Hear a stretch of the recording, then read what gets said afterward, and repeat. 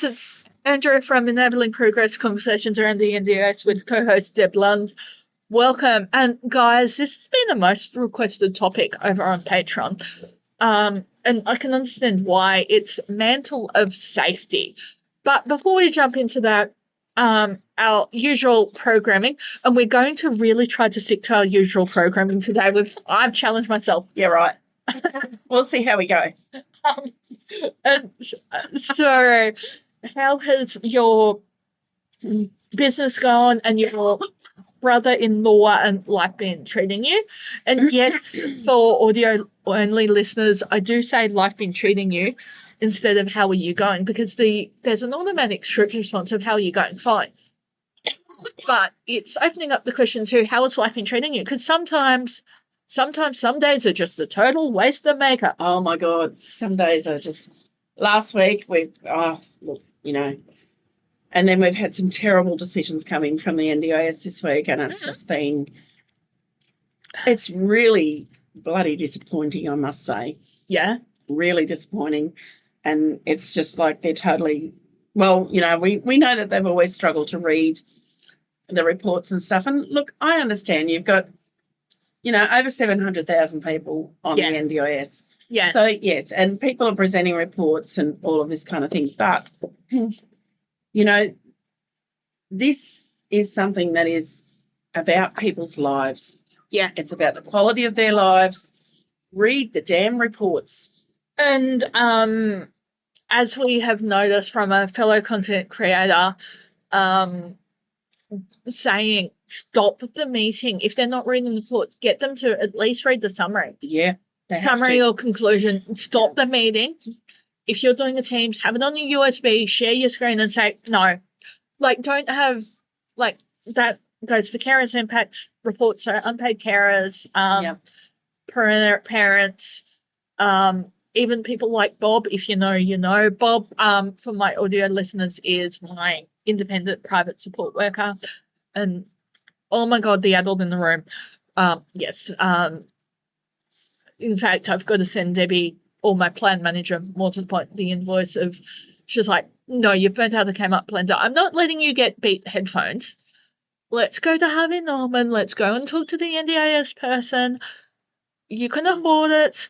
And so we ended up with the JBL noise cancelling ones. And they have a really interesting feature. But will they pay it? That's the other thing.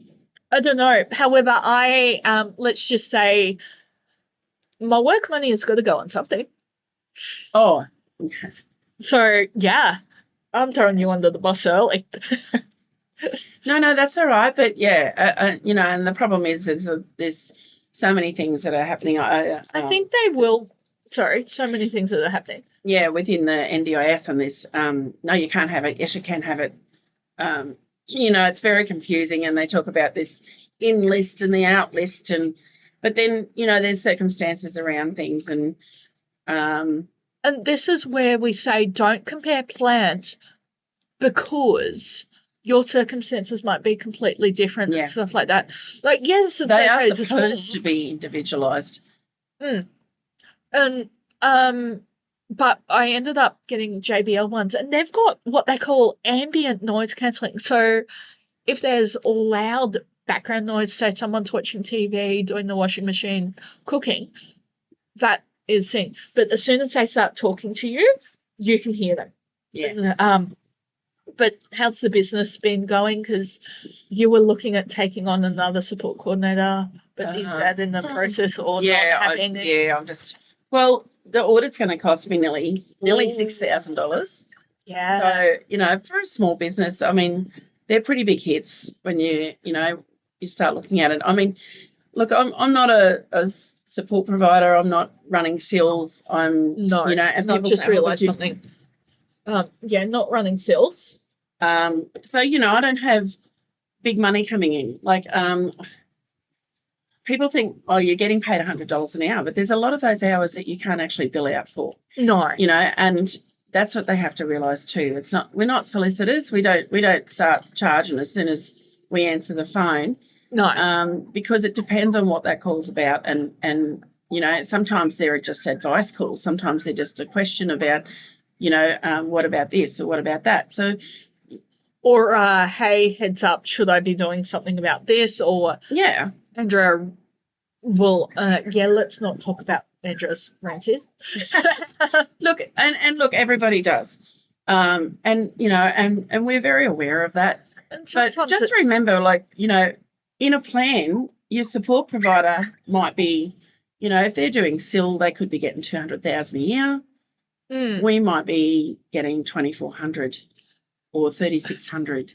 But we're the linchpin. We connect people. We make sure things are working. If something goes sideways, it's on us. Like you'll come to us. The providers will come to us. If their invoices aren't getting paid, they'll come to us.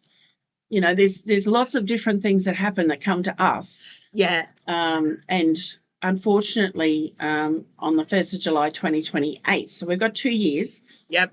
The government is going to go through and they're going to pull the support coordination funding out of the plans. It is going to happen. They're going to pull the support coordination out of the plans. Yep. So 50% of people out there have support coordinators. Yep. And they are going to have a list of approved support coordinators for you to choose from that you can use, and those support coordinators will be paid via social services. Oh my God, this is Andrea being on the money right again. This is an NIB Thrive. They got their way.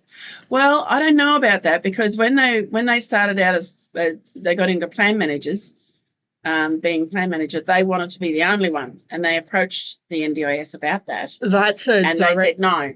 Because that's no. Choice and control. Choice and control. But how, your choice and control, like they're already taking your choice and control away by limiting your funding. They're already saying, like we've had a fellow that's meant to be coming out of hospital. By all means, by everything that you saw, you would give him a SIL. Yeah. Even at, a 1 to 3 wouldn't work. There's no way. 1 to 2 would be the absolute minimum. They gave him 6 hours a day. And so that was ILO, wasn't it? We can't house him. No. Where are we going to house him? How is he going to be safe? I know I ranted on the Safety for the Digital Age, we ended up calling that last week's podcast. Yeah. About, yes, there is choice and control, but it's only up to a point. You're constantly living on the other people's timelines. That's right, you are. And the government and the government funding. If your funding's cut because they've decided, a planner somewhere has decided that they're going to cut your funding, and as much as you jump up and down and yell about it and go through, you've got to go through the internal review. And most of the time they're just, I don't even know that they're looking at it properly, but and I can't say that they're not, so I won't, doss them, try and make it hard for them, because they've got a hell of a job to do too. But, the majority of time we're getting back, the decision holds, and then you've got to go to tribunal. And then you get into case conferences, and we're talking another 3 or 4 months down the track. In the meantime, that participant has only got the funding that they've got in the original plan. And that's the thing, if the funding runs out, do they need to move out of housing? Yeah. We've already had a fellow go from SIL to ILO. So they've taken SIL off him and pulled it back to ILO. So, things are happening like this. This is where... oops. No. Hang on, I've got hot mics.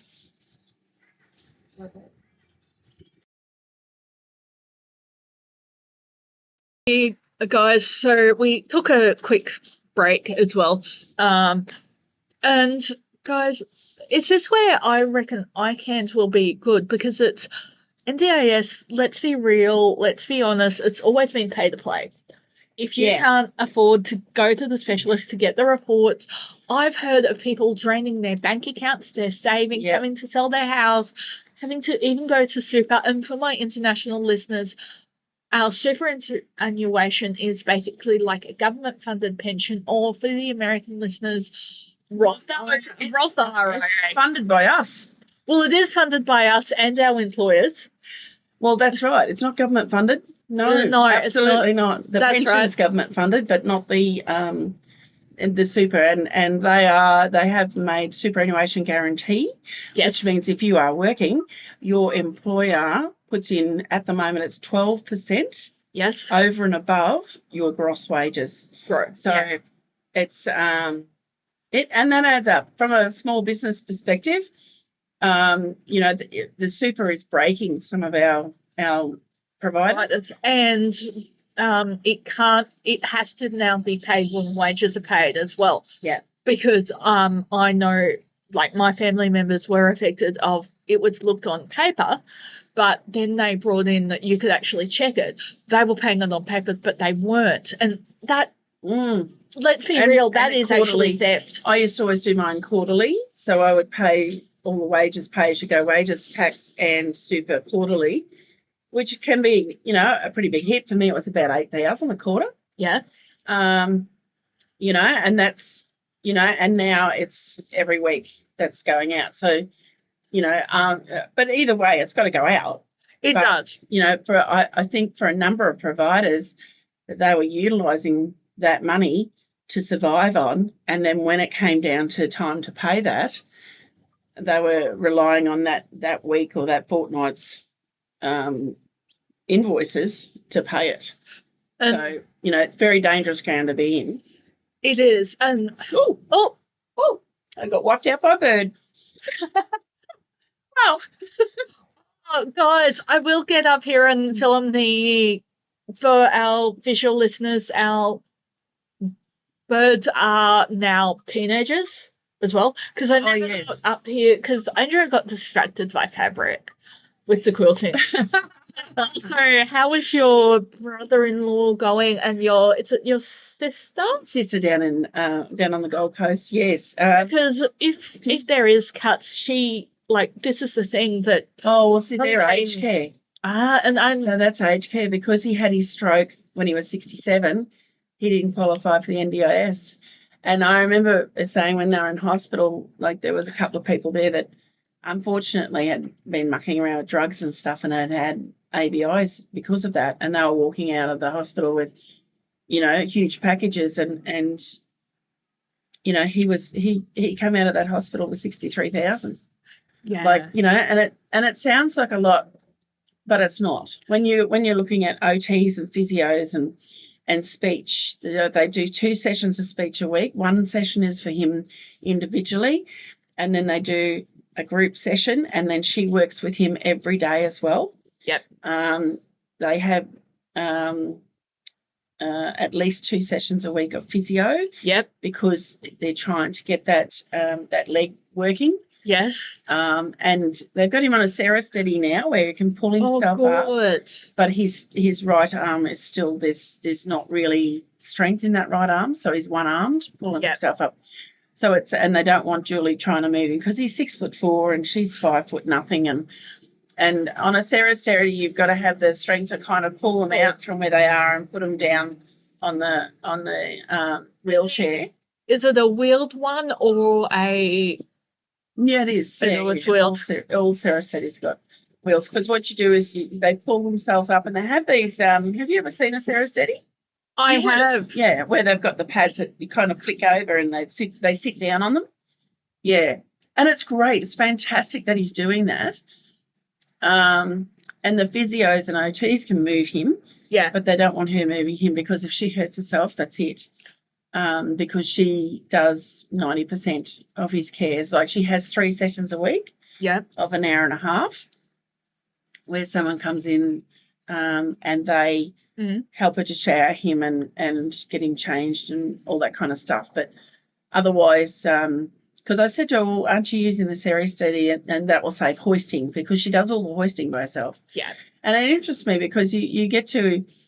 on the other side of it, where we are working in disabilities, and then we've got, no, you can't hoist by yourself, you can't slip street by yourself, you can't do this by yourself. And I can actually understand that. Why? It's workplace health and safety, and I get that, but workplace health and safety recommends... What is that bird doing? I reckon there's a nest up there. Oh, he might be getting little insects as he's flicking. I think so. So for our audio listeners, we have a little Willy Wagtail that is dive bombing my Yeah. co-host. I think there's just he's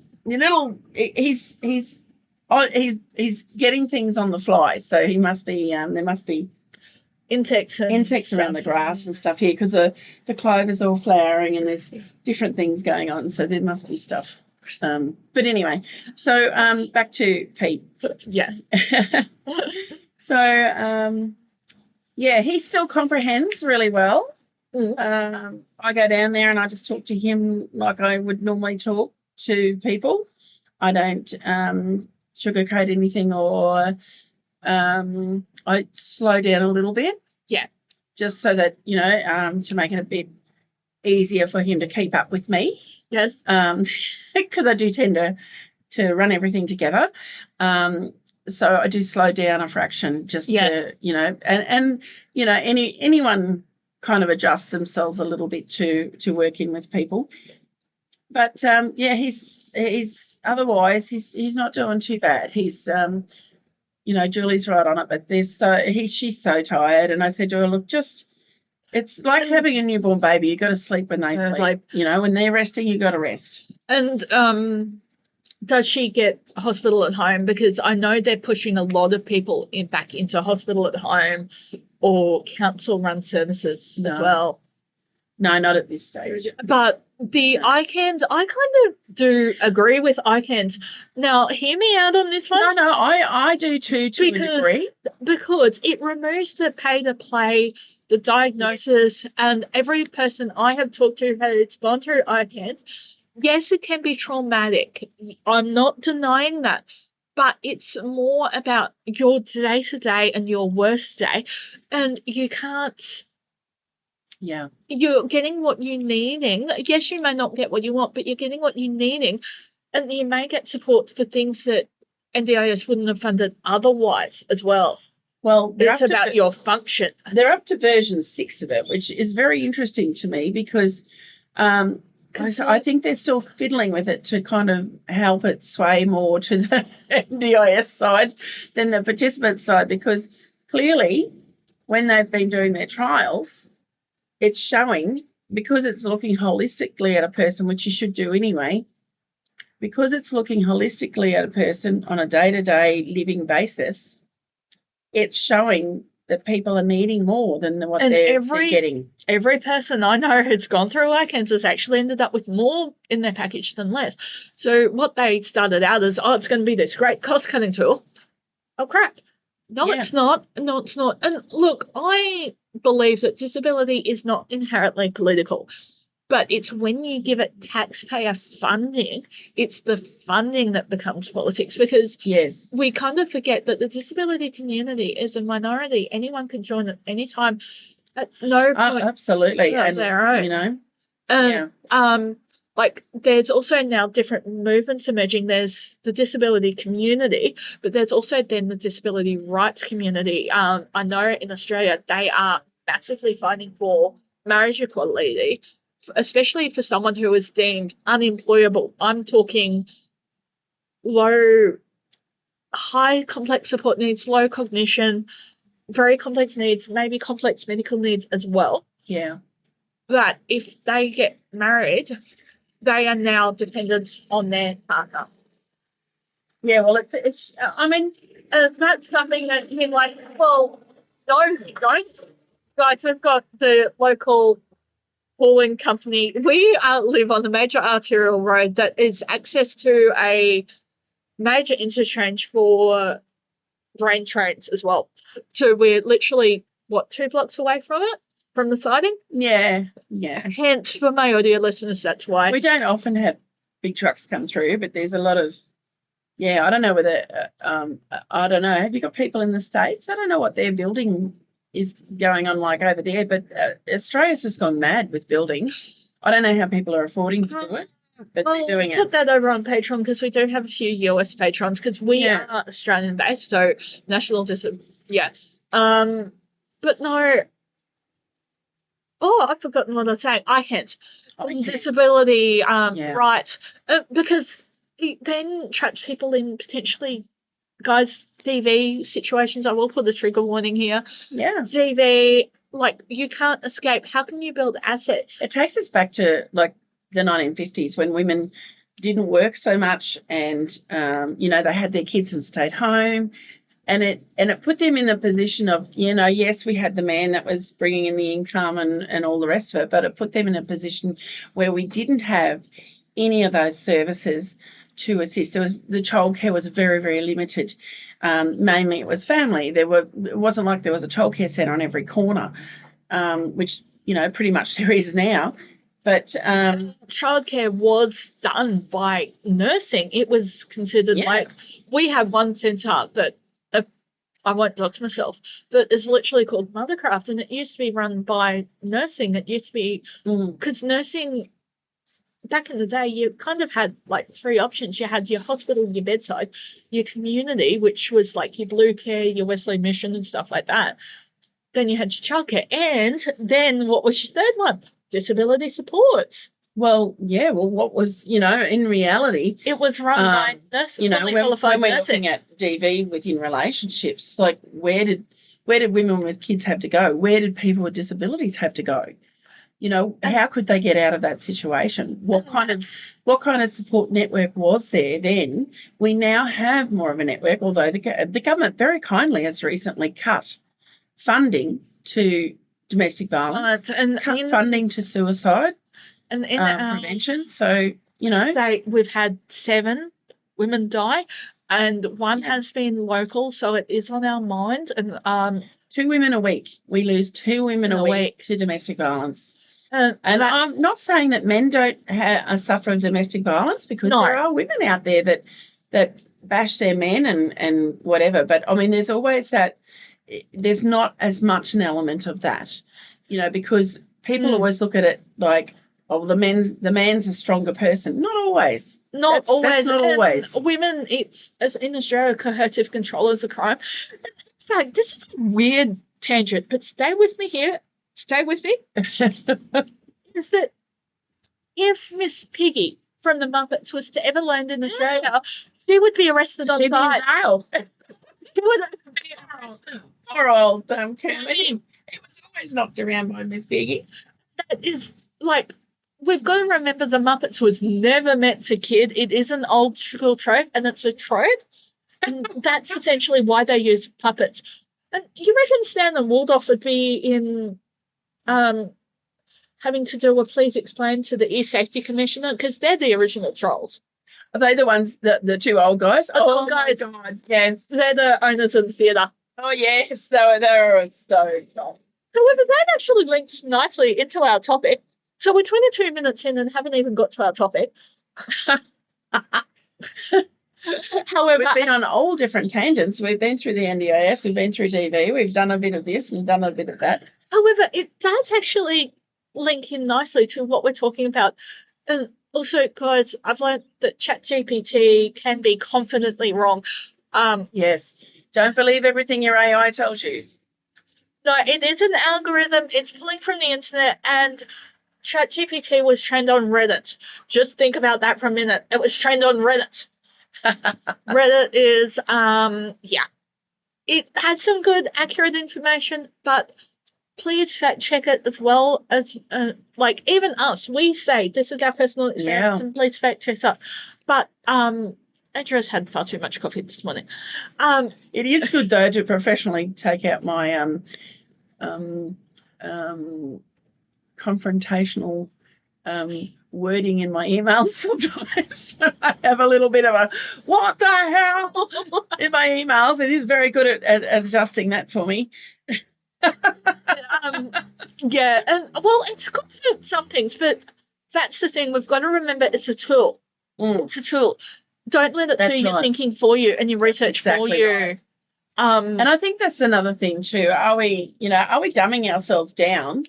I mean, we know the government tries to do that all the time because they want us to follow a lead that they're producing and listen to everything that they say, and everything that they do is right. And it's like this fraud thing. What are they doing? Well, they're ranting about fraud. What are they slipping through the back door? Because they always exactly. Look, this again, Andrew, right? And it's scary how on the money I was with, oh, no, it's going to go to the system of here's your book, here's your registered providers, here's your bank account, see ya.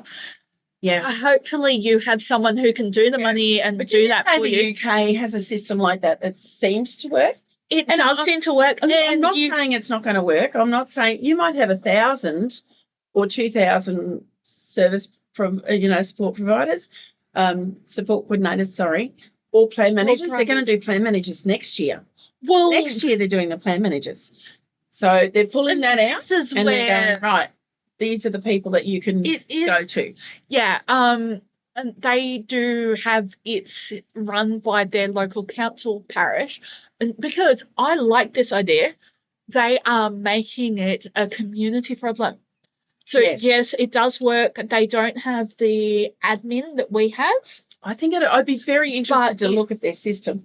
It's called an Able account as well. There is a live stream I'll have to send you. It's quite dated now. Personal funds? Is that personal funds? No, it's See, and I'm sorry, but I don't agree with self-management. I agree with plan managed and NDIA managed. Plan managed is good because it does allow you to take on those people. But see, as they enforce this, everybody's got to be registered. They're going to take out the plan managers. This is where their difference is. You can have one or two carers. You can literally train up someone off the street. Jessica shout out to Jessica Kelgard. I'm sorry, but I object to that because you should have some qualifications and experience in disabilities. Don't just walk in off the street and go, I can do this. Well, she actually Jessica Kelgard-Fraser was working, she's a fully qualified journalist. She was working in community TV and she trained up her editor, essentially, because she had to run around through agencies, very similar to my story of having to run around through agency, being very high functioning. They would just send anyone because she was high functioning and she was like, nah. I need the one person, and that was the person who already knew her needs. So it essentially wasn't someone off the street. Similar with me and Bob. But Bob's done the work. Bob, and that's the thing. Would you have employed Bob if she hadn't done the work? No. There you go. So that that's the key to it. I think there should be that minimum. Like working for an agency or a minimum qualification and a minimum experience. Yeah. You should have a qual. If you're going to do the job, you should have a qualification in it. And Cert 3 is your basic minimum level. It's the same with childcare. Yeah. They went through that thing of not having that minimum and then they've introduced it. And that's how it should be. And we are working with vulnerable people. Well, and it's also a lot more safeguarding. And I know with STILS being accredited now, there's a lot of people having to pass either competency tests or get their Cert 3. Like I'm talking absolutely. Generally. They should be qualified. That's all there is to it. And they should have that level of training that's needed to be had. Now, I was talking to a support provider yesterday who rang me out of the blue and went, hey, listen, I want to pick your brain. I went, okay, I might pick yours a bit too while we're at it. Because I'll be honest, I haven't had a chance to sit down and actually read through the operational guideline, the new one for the support provider. I've had a look through it. And the format's totally changed, fine. But I haven't had a chance to actually pull it apart properly and go, well, why is this like this and why is that like? Why hasn't that been done properly? And why is this? And now their question to me was, have you seen anything in the new price catalogue that allows because the expectation is for the staff working in SILS have to have trauma-informed care training. Mm-hmm. They have to have medication training. They have to have manual handling training. So there's mandatory things that they are on the NDIA Quality and Safeguards Commission website. No, but no, they are not. Oh, they are not. I thought they were. Go and have a look what's on there because they've got mealtime management, safe meals, things like that. And then those ones should be done anyway, but these are things that have been brought out for the SILs. If you want to work in a SIL, you have to have this. So how do they provide in the training? Do you have to then go and pay for it? The support providers have to pay for it, but there's no allowance in the price catalogue or anywhere else for those support providers to draw to help pay for the training that has to happen in order for them to be SIL providers. So the government's considering now their profit margins are down under 3%. 3%. Oh, and that's so and then they got to pull training money and have training done for all their staff in SILs in addition to that. So how the hell are they going to do all of that? And look, I know there's another company in town that's looking at closing already. Really? Yeah, shutting down SILs already. So, and I can see that this is going to be like a little waterfall that gets bigger and bigger because, the margin's so small. And people go, oh, but you're getting $73 an hour. Like, you're getting enough. Now, hang on a minute. Let's have a look at that $73. Let's pull that $73 apart. You're running a SIL business.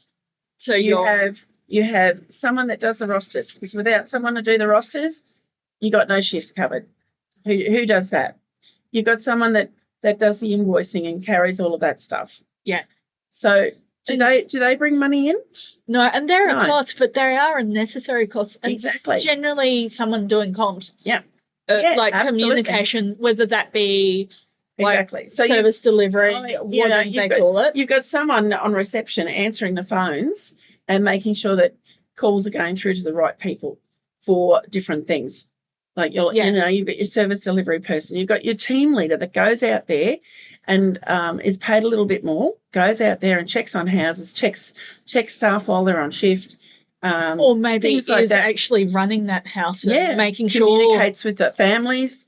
And then you've got your wages. Now, wages have all gone up. So you've got your wages. On top of your wages, you've got 12% super. Mm-hmm. So super has to be paid weekly, as we were talking about that beforehand. So out of all of that, what's actually left? Not a lot. And then some providers also do like a contribution because there's a level of hygiene that's expected in the house.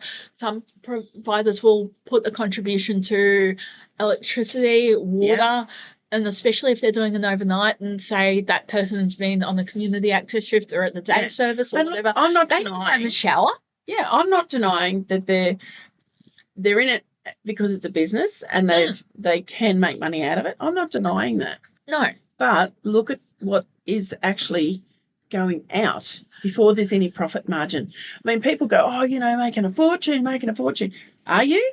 What's your profit margin at the end of the year? Might be hardly anything.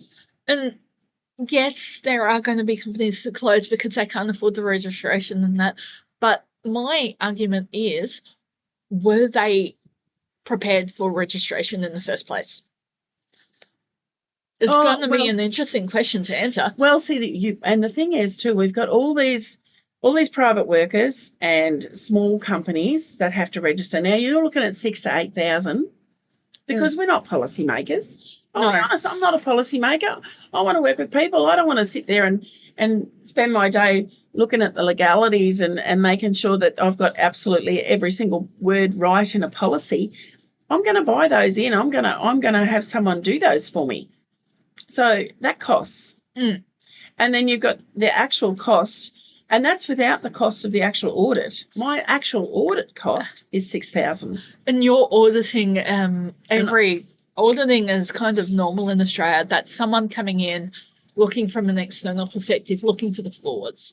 But the thing is, it's not necessarily. It's about paperwork. A lot of companies have compliance officers. They have people there that sit there to make sure that their policies are right, make sure that the staff are signing everything, to make sure that everything's done correctly, which is fine. And but doing fifth notes. What is that servicing? Does that mean that because everything's correct as far as what's coming into the office, does that mean that quality of service is any good? And that's the question. Where is that? Is it I'm not saying the quality is bad. It could be fantastic. Exactly. But just because you've got great paperwork doesn't mean on the other end of it that everything's working well. And that's the thing. They're going to cherry pick the participants who are yes people. And if Well, you've you got can't. you No, can't anymore. no, Oh. you never could. You never could, because you give them a list Yep. and they will choose. And generally, because I have people with ABI, spinal issues, Nice. autism, Parkinson's, mental health, schizophrenics.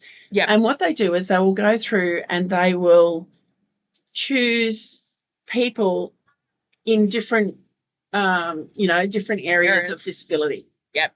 And then they'll interview them. Yep. And have a chat with them. And they won't tell you who they've chosen. But will they have a support worker next to them coaching them?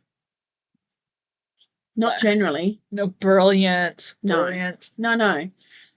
Because I'm being devil's advocate here. Yeah. No, in general, no. But, I mean, they will go into the houses, the still houses, and they will, check things in the still houses. They will, see how people are living, And like our community visitor will come in and open the fridge and see whether the fridge is filthy or not. Well, that's fair enough. That's a hygiene thing. Exactly. So there's different things, different aspects of it that they do. And in amongst all the paperwork and everything else. So, it's a big job.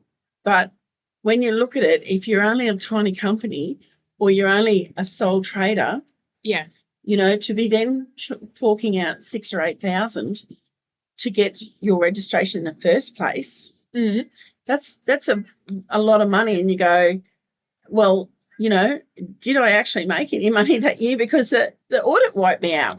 Exactly. And I know for Bob, because I am low support needs and understand the risk, she has the paperwork and she can still operate. She has to be accredited but not registered as well. So there's that third level at this stage. So yeah, everybody will end up having to be registered. Yeah, and which is scary because Bob, I trust. She knows the family. She knows me. And that's the thing. And that's the thing. You're going to have people agency. Just step back. Yeah. I really don't fit into agency, and we have tried to fit me into agency.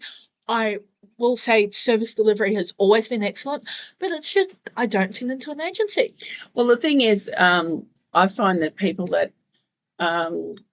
have low needs are often treated like the easy ones. So, we've got someone more difficult over here. The person that was meant to go to that person that has low needs, their staff member isn't in today, they're sick. Well, we'll pull that person, put them there because they can handle that other person better, and we'll just give you whoever. Again, living on someone else's timeline and someone else's decision. And can I have a rant? You do get sick of explaining your needs every damn shift. Yeah. Yep. Type of thing. But this goes into what we are going to talk about, and is Mantle of Safety. And ChatGPT kept telling me it was mental health safety. But it is mental health safety. It is a bit of both. Yeah, absolutely. Mantle of Safety, we're going to drill right into that. This was a Patreon request of it's the people outside your paid support, even your family at times, because sometimes family can't be safe. They're constantly trying to fix you or they're financially abusing you without you even being aware of it. So they're those people. There's a lot of things that can happen. Aren't paid, also could be paid, like your support coordinator, where you can sanity check what's going on in your life. Say something happened on shift and you're like, it has to be someone you trust. It has to be. And know that you can trust them. And this is where getting out of into third space is so important. Could be a friend of the family. It could be not your local bus driver, but it could be your local chemist or your local pharmacy assistant. Yeah. Scout guide leader if you're a adult volunteer or even a youth member there. Because I know for a fact they do their own internal safeguarding people with disabilities and child safety as well. It could be your support coordinator again, but then if you have no one, that's where your community visitors come in. Yeah. And let's be real and honest, community visitor is not a light and fluffy role. Let's myth bust that straight away. You're going in when would you, as a support coordinator, go, we need to get a community visitor involved, this person's got no one in their corner? If I was having issues with support providers that were pushing back on me, Yep. and going, oh no, you're not allowed in the house, you can't do this, you can't, you're not allowed to visit that person. Well, why? I'm their support coordinator. I'm one of their safeguarders, and then I have done it where I've called in community visitors to go, we've got a problem here. This person needs to be monitored. Yeah. That is a really huge role because you're, again, is there food in the fridge? Are they hygienic? And I know what's happening with support workers in the home. Why does the support provider have such an aversion to having anybody else in the home to come and visit them? Why, oh no, you can talk to them when they go out to a cafe. You're not coming to the house. Why is that? No, this is about safeguarding. And okay, fair enough. Bedrooms of other participants are off limits. Shut the doors. Shut the doors.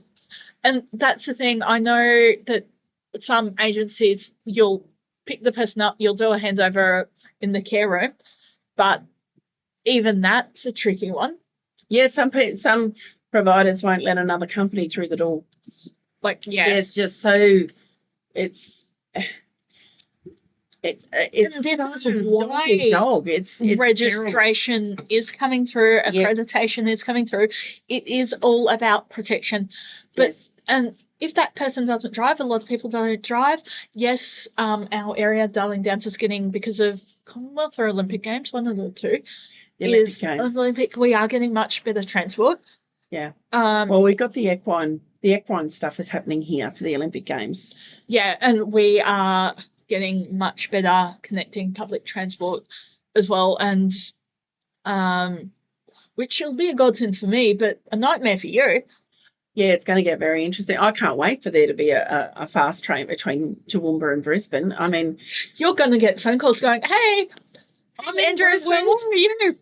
Sitting at Grey Street having a coffee at the Reezy Smoot.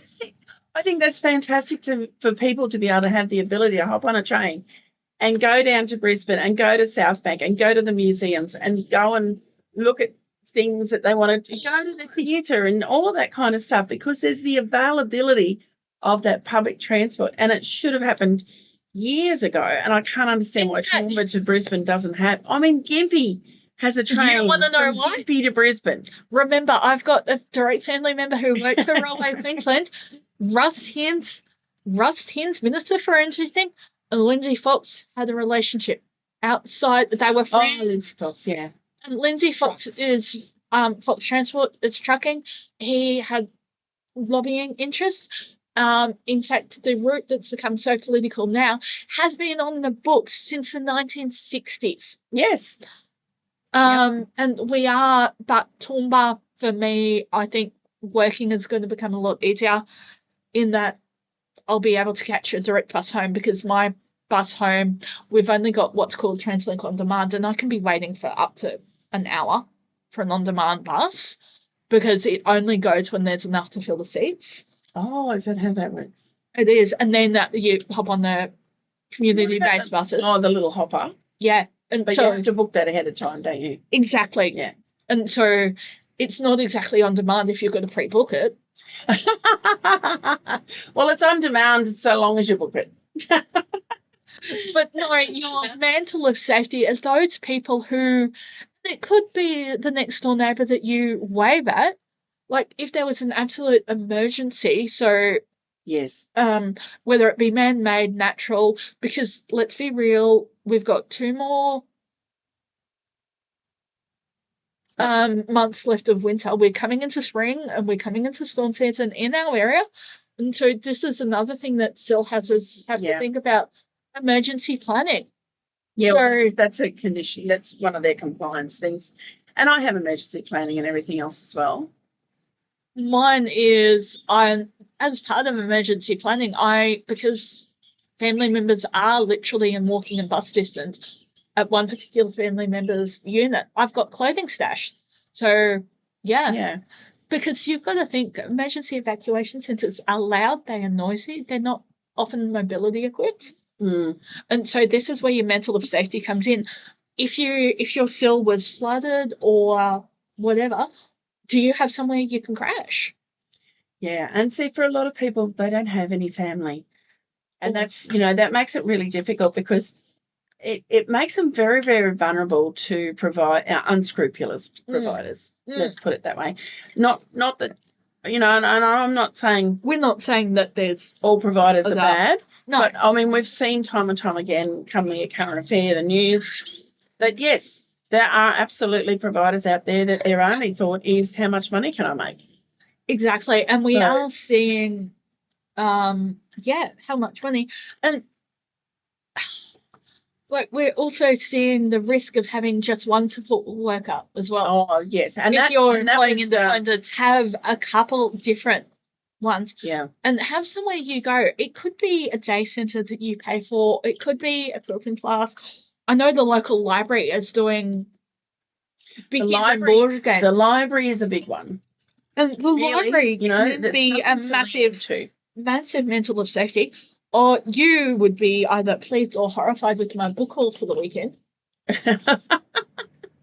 Andrew's got, for my audio listeners, I love the library. I just don't get down. Honestly, I can't wait to retire so that I can sew, I can bead. I mean, I've got everything sitting there. Like it's not going off. It's not eating anything. It doesn't cost me anything once it's sitting there. But and books. I've got books on the shelf that I want to read and I just can't get to. However, I'm a huge advocate for public libraries. Yeah. Especially in Australia, because people forget they're not just books anymore. They're meeting rooms. I know there's and all kinds of media, though. It's not just books, is it? I mean, they have computers set up down there. They, you can do research. You can do all kinds of things in a library. But you can also now do it from home. If you have an internet connection in our area, LinkedIn Learning, through the library, you can put your library card into LinkedIn Learning. You can do fully accredited courses on LinkedIn Learning. Wow. So for support workers who listen, and I know we have support workers listening, get your library card. That's the way to do your training. Yes, they're American-based, but surely there would be crossovers. Yeah, but it wouldn't be recognised probably. That's the problem. But, I mean, for professional development, look, there's a lot of different things that there's a lot of different things that I plug into American and UK. As in, when I'm looking for information, especially around disabilities and disabilities that I haven't dealt with before. I will do the research across everything, the Mayo Clinic, the whole lot. Yeah. We also do have like Trove, which is our digitised news media. We've also got Storybox Live. We also have Hayes manuals, so how to repair things. Because Australia, here's one for you. Australia internationally won the right to repair case. So right to repair, Andrea being in the techno world, right to repair is that you have the right that providers will have to provide a repair manual, and mobile phones, batteries, laptops, and that the batteries are not allowed to be embedded anymore. They have to not have planned obsolescence. You have to be able to upgrade them through taking them to a repair shop. Oh, okay. So that's interesting. It's been an ongoing fight, and it's literally been called the Right to Repair. Electronic Frontier Foundation, headed by Edward Snowden, has been at the forefront of this as well. So it proves, again, he is part of the disability community. He does have epilepsy. And I admire him for his ethics as well. I know that is questionable, but he stood on what he thought was right and lost everything. Yeah.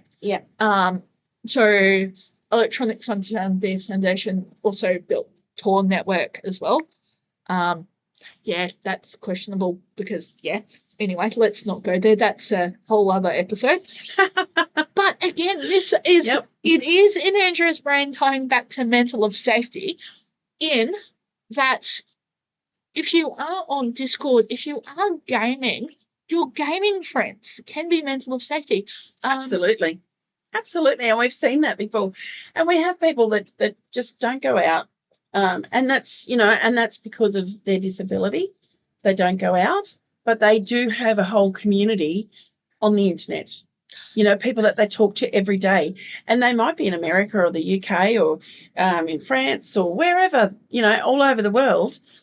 But they do, they have a community, and they build a community through that. So that's important, and they can be your mantle of safety. Absolutely. In fact, there's a known case, I think it was New South Wales, where someone wasn't on Minecraft, and they're like, hang on, and it was a whole relay of how are we going to get a safety net check on this person. They were able to use Discord, and Discord has a fantastic safety feature of you can hit I'm concerned about this person. It will put in a non-emergency phone call to local police, and they will do a welfare check. Discord has thought about this as well, and you can also do voice calls over Discord as well. Oh, so yeah, that's good. And these are things that people need to know, and And this is the thing, we did the whole thing with the Telstra outage of what happens with technology going down.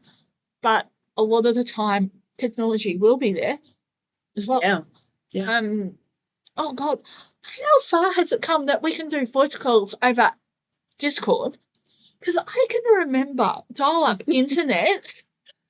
And I think statute of limitations has passed here. I remember the first time the internet was actually on, and we were like, oh my, and we just kind of like, we were just amazed because we had the video shop, we had one of those remember those old white boxes that was our computer with the box underneath with the floppy disk and the little green ding, ding, ding, ding, the blinker. And we got on the internet, and it was just like, oh my God, let's put something in. Like, we put something in, and it was like, oh, there was thousands of answers, and it was like, oh my God. And I reckon we owe Cliffy an apology. At least he wasn't trying to send us to dodgy websites. I can remember the Commodore 94. Yes. And because Mum saw the dangers of it.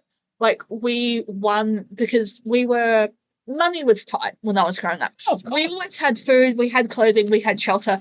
Mum chose to send us to the local Catholic school for reasons that she wanted me in a mainstream school.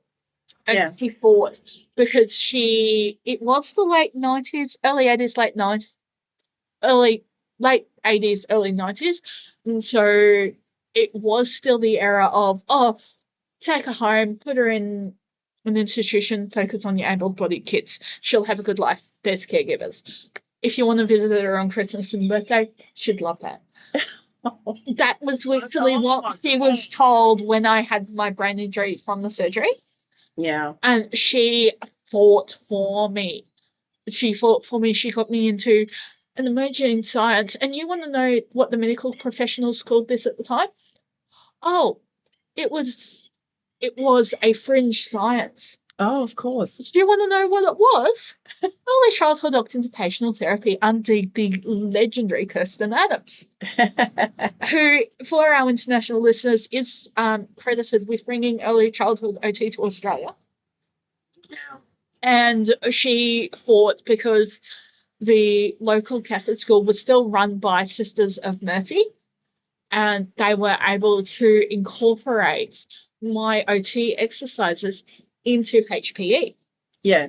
Yep. And so I was able to get a education that way. Because we've got to remember special school does not necessarily mean special education. But no, there is different outcomes. Well, I mean, like I know one of our major high schools here, like, they've got 1,700 kids, and 200 of those are, 200 plus are in their special education unit. Or diverse learning needs. Yeah. They're and they can pop in and out. And Rosie used to have a card if she needed to leave the classroom, if she got overwhelmed, overstimulated.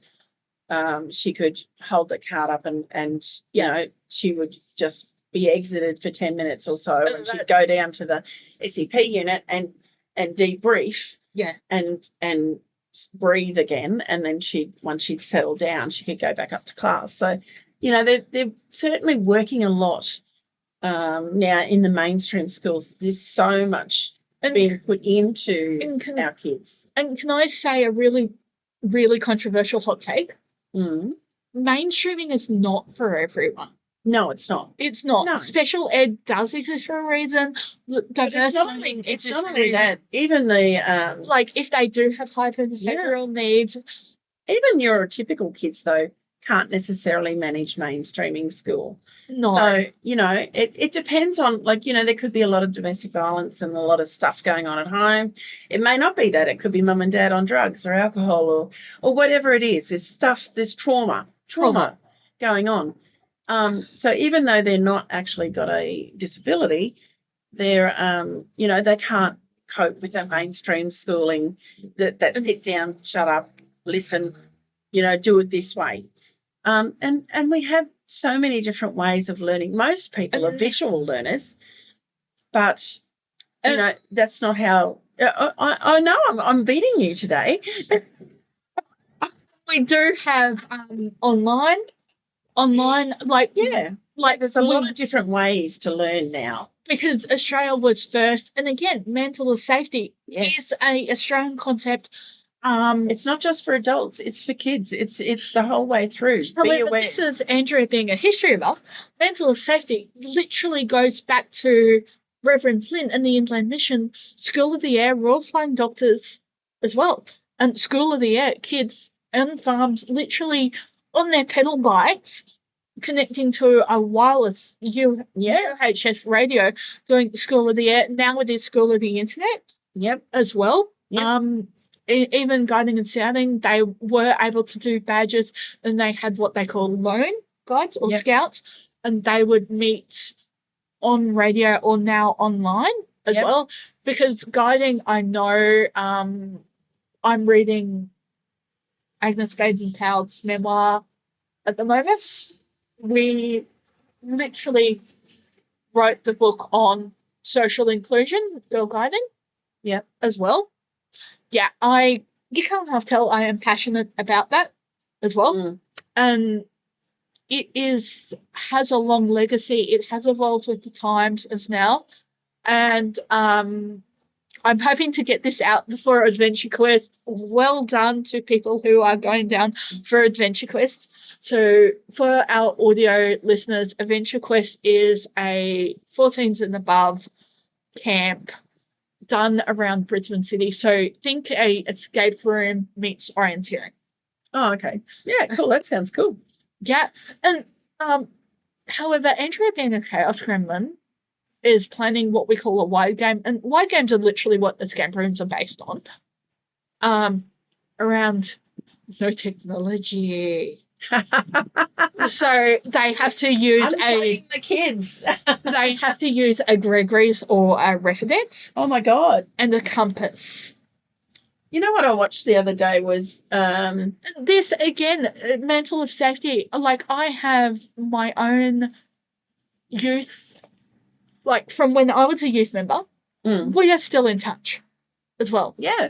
And so that's where the Mantle of Safety, and this is where your third places for people with disability is so important as well. Community groups are such an important thing. That's the thing.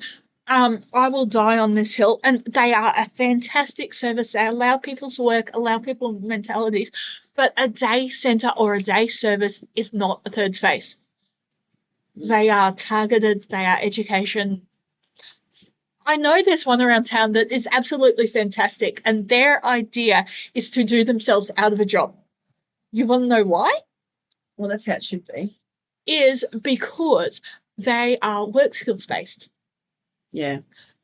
So whether it be a micro business or stuff like that, and guys, speaking from hard-won experience, if you're going to do content, get legal advice first as well. Yeah. And anything that you're looking at getting into, like there's a fella here that makes biscuits and things like that. There's there's different little businesses like that kicking around, run by people with disabilities with their network. But yeah, it's always important to look at, it's nice to think, oh well, I can make bags and sell them just like that. That doesn't work like that. You need you've to got look to have at your all of ABN, those things. your insurance, Yeah, and everything. You've got to have a look at all the other stuff, and that's where your network comes in handy because, in any business there'll be an ideas person, there'll be a person that implements that, there'll be a person that looks at the ins and outs of that. So, generally you'll find any business will have a little network around it. And, you've got different people that are, assisting in that network in different ways. So please, if you're looking at setting up your own little micro business and things, it doesn't hurt to get a mentor in, and someone that's done it. Even and if it might not be sewing, you might be sewing library bags, but it might be talking to the person who sews quilts. Yeah, that's local right. hospice. Yeah. That's it might exactly be right. talking to your women's shed, men's shed, because you might think, oh, woodworking. But the market is unfortunately flooded with woodworking. Well, our market is flooded with woodworking. You might think an Etsy store is a great idea. Again, check what's on there. You need to have a different product. Yeah. If you're looking at the no waste movement, you've got to be highest quality. And so can you afford the material from the outset as well? Yeah, and that's a big one as well. But don't be scared. Micro businesses are very interesting to get involved in. And despite their criticisms, considering a Australian disability enterprise as well. Yeah, absolutely. As well, because I know you had a confidentiality issue a while ago, and I'm like, hey, cool, these guys, they do document shredding. Yeah. You didn't even realise that behind the scenes they were at ADE. No, I didn't. And we've got one that does, it's more a community enterprise that does laundry. Yes. Vanguard Laundry. Yeah. Shout out to Vanguard Laundry. And could we do the right thing? And congratulations to their graduates as well, because they do laundry, dry cleaning, and will train people as well in laundry, dry cleaning. You also study for another qualification. You go and try that, but they will, up until about 5 years, will employ you for life if you're not coping in that other industry. Yeah. And look, there's a lot of people who are now willing to offer accommodations, even now big like Kmart. Yes, over here we still have Kmart. Yes, love Kmart. We have Kmart, Target, all of our big box retailers, Coles, Woolies, will employ people for limited number of hours. Very much the same as me of it's a top up for your pension, it's what funds your hobby, whatever, as well. Yeah. Because it does give you a bit of purpose as well. Because, yeah. And then the other one is if you're a visual artist and painting, consider working with a local gallery to do an exhibition. That can be a lot of work. Yeah. Or there's a lot of our local cafes that will have painting up, a blurb about the artist, and as well. Because I know for a fact in Toowoomba we have an Archibald Prize winner as well, who is non-verbal, but painting is the way he communicates. Yes, absolutely. Yeah. And to win an Archibald Prize as well in Australia, it is the biggest. So for our international listeners, and I will fact check this, the Archibald Prize is a portrait prize. It has to be a influential Australian citizen, as well, but it is a cash prize. But you know the prize I like better than the actual Archibald? It's the Packers Room Prize. So they vote on the best one. Oh, okay. And it used to be an informal thing, but now it's actually the head unpacker and the gallery manager get to present it. It's their own prize. So it might be that it's a bit quirky or it's done in a different style, because the Archibald it doesn't have to be a painting. That's what people forget about the painting. I thought it had to be painting. We will check that one. Yeah. But also, again, Andrea's had way too much coffee. Mm-hmm. I've only had 2 and then I'm drinking decaf. What on this morning? I know, but we're very aware of margins of time. Yeah. But guys, thank you for listening. We will fact check that one. But there has been quilt stuff with. Oh, okay. Well, that's an interesting concept, isn't it? It is. It is. There you go. Different medium. Different mediums, because the medium is the message as well. Yeah. And it was. They did a historical portrait of Ruth Fairfax, who, again, Mantle of Safety. She saw that country women were isolated. I'm very aware of your margins of time. I can't. And she literally started a network for country women with Mantle of Safety. But guys, please like, share, subscribe, comment. Thank you for Debbie with very thin margins of time. Yeah, I'm running a bit this morning. So, and thank you to our patrons. Other places you can find me is Annie's Escapades over on YouTube, over on Blogger as Annie in Wonderland, no longer on Substack. We do also have a Patreon, Andrea L. Nunn. However, we are trying to monetize that so we can pay the team as well. There, guys. Any final thoughts? You are Debbie Lund with Busy Bees Support Coordination, and you're running off to do your proper job. Yes, look after yourselves, and we'll talk to you next time.